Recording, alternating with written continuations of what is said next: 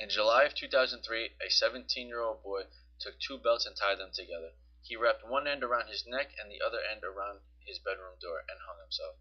He was a high school all-star baseball player who had his whole life ahead of him. This tragedy happened because this young teenager was using anabolic steroids. This teenage boy was Taylor Hooten, and through his story I have become committed to sharing the truth about steroid abuse and how his abuse of steroids led him to commit suicide. I have spent the last 5 years researching steroid abuse for this particular reason.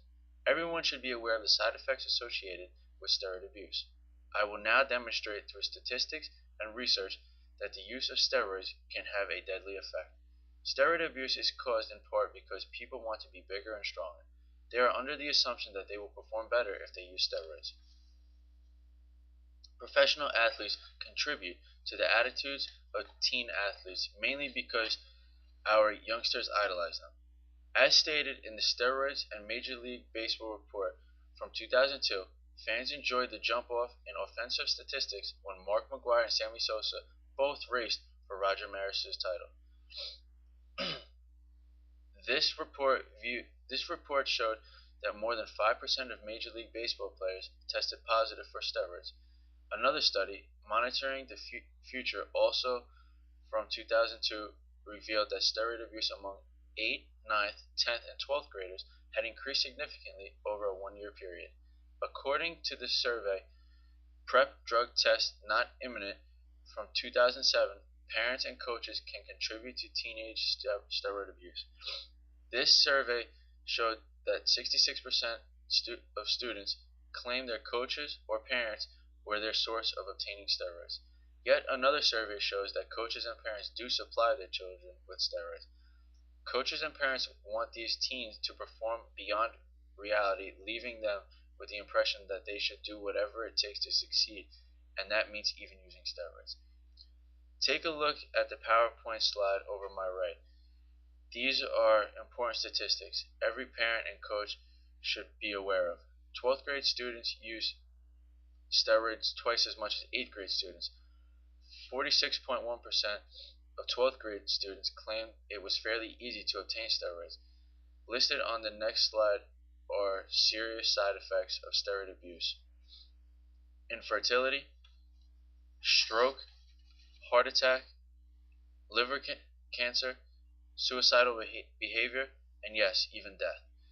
There are several ways to minimize the use of steroid abuse. One solution is simply talking to our children. Communicate with our children about the severe dangers of steroid abuse. Have consequences for using steroids and make all athletes aware of those consequences.